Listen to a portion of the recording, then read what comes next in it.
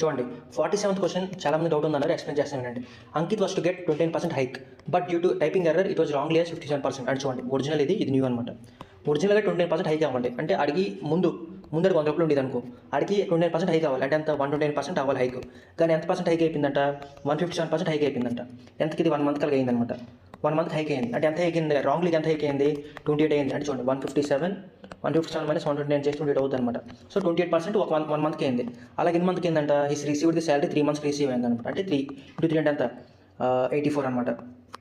ఎంత 84. అయితే ఏమైంది ఇప్పుడు, if the excess paid to him in the previous months is to be deducted from his 4th month salary. 4th month salary అంటే చూడండి 4th month salary అంటే first month, second month, third month, 4th month. అంటే చూడండి అంటే 3 నెలలు అడిగి 110 రావాల్సిన ప్లేస్లో అడిగి ఎంత వచ్చింది 157 వచ్చింది అనమాట. సో ఏం చేస్తాం, గ్యాప్ ఉంటుందా, ఈ గ్యాప్ 84 అని డిడక్ట్ చేస్తాను అనమాట.